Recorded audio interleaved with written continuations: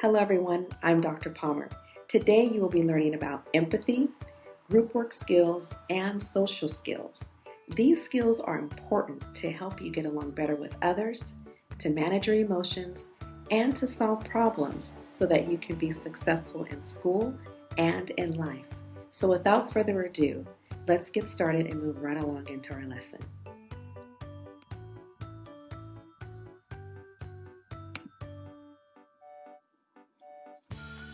Empathy is the ability to identify, understand, and respond thoughtfully to the feelings and perspectives of others. When you have empathy or understand what others might feel, you are more likely to treat them the way that they would like to be treated. Let's move into our next activity, which is called the Shipwreck Challenge.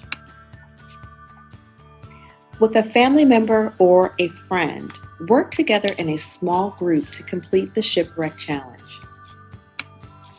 According to the Shipwreck Challenge, your group is a crew of sailors whose ship is sinking off the shore of an uninhabited but forest island. You have been unable to notify anyone of your whereabouts. You have to swim to the island but can only carry one item each. Your challenge is to decide together which items you think will help you all survive on the island and get rescued. You have plastic bags on hand to wrap the items and to keep them dry. The items you have to choose from are as follows: a map of where you are, a book about edible plants for the region, a large plastic sheet, a flashlight, a pocket knife, a small mirror, a waterproof metal container holding 3 pounds of rice, a box of matches, a pack of signal flares, and a comb. Please take as much time as you need in order to complete this activity. Your group must agree on the 4 items you select, and everyone must give input about the decision. After completing this activity, take a moment to reflect and think about how everyone communicated with one another as they worked together in a group. It is to my hope and great expectations that everyone used good group work skills. These skills consist of active listening, respecting each other's ideas, including everyone, and being open-minded.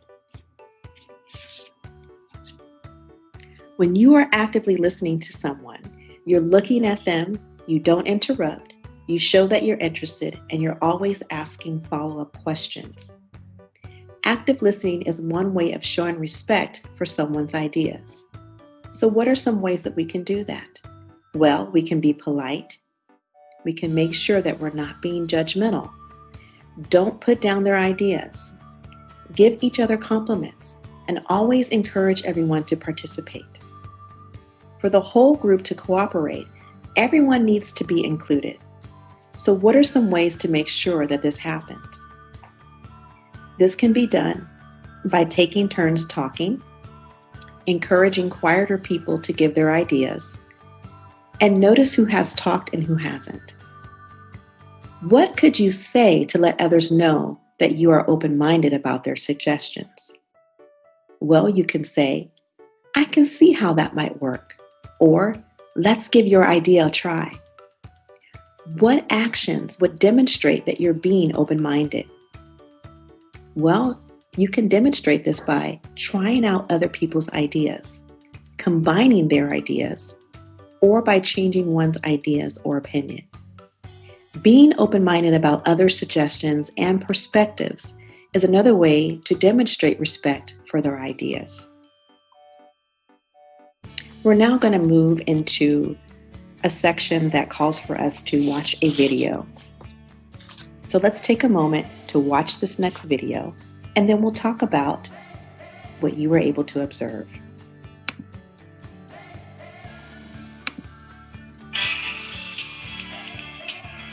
I changed a lot in middle school. Not just how I looked, but how I felt about things, like my friends and my family and myself. I had to deal with a lot of new situations. But I'm not telling you anything you don't know. You've already changed a lot, right? Do you ever think about how your last year in middle school is going to turn out? And what about next year? It's cool to be the oldest kids in school. This year, I'm going to win the 100-meter dash. I'm running for class president. Please vote for me. There's this girl that I'd like to get to know better. I'm going to ask somebody to do the spring dance. I don't know who yet. I need to get better grades. It really matters in high school. I want to learn more about computers. It seems like a good thing to get into. Only 2 years and 9 months until I get my driver's license. I don't know what you're planning to do in middle school this year or next year in high school, but whatever it is, you'll need some skills to get it done. Whether it's sports skills or academic skills or social skills. When you're in class, you're usually learning academic skills. But what happens when you find yourself in a situation that calls for social skills? And all you have are those academic skills. Come on, you hate English class. Yeah, let's skip and go shoot hoops at my house. My parents are gone. No one will know. Are you coming or not? Well, let's see. If I could calculate the possibility of us getting caught and then factor in the odds of Michelle's parents coming home, I could create an equation to define the parameters. Okay, I'm exaggerating, but you get the idea. Sometimes academic skills just don't cut it. You're going to run into a lot of challenges in middle school that you'll need social skills to deal with. Some kids can be really mean, just if you're a little different. It's hard to know what to say when you know you made a mistake. It's kind of a game to put labels on people. You know, they'll say the cool kid, the smart kid, the goth, or they'll say stuff like, he's so gay. My 2 best friends made the basketball team, but I didn't. That was hard. I'm starting to think about the future. The stuff that I do now makes a difference. I like doing the big projects. I just don't like doing them in groups. I'm worried that the other kids might not do their part and I get a bad grade.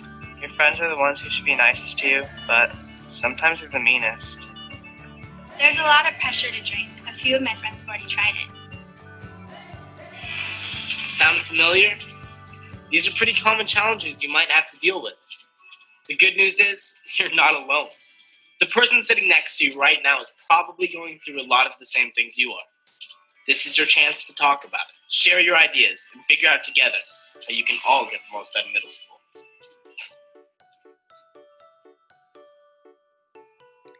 Okay, so after watching this video, can you tell me, or talk with a friend or a family member, what type of skills do you need in order to be successful in school and in life, in addition to academic skills? Well, if you said social skills, you're right on time. That's exactly what you need. In addition to showing that you're having empathy and also respecting others. So today we learned about empathy, of course, and we also learned about group work skills and social skills. As the weeks go on, we'll continue to learn more social and personal skills that will help you manage yourself, your experience at school, and your relationships with others in positive and effective ways. And this includes being a positive leader for others. The same skills will help you with your goals for 8th grade and beyond.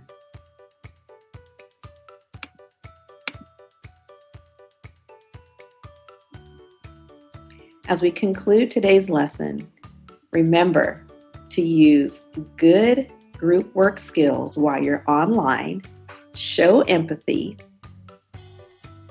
and utilize good social skills in order to make good decisions so that you can be successful at school and in life. I'm Dr. Latasha Palmer. Thank you for taking the time to review this lesson. Be safe and be well.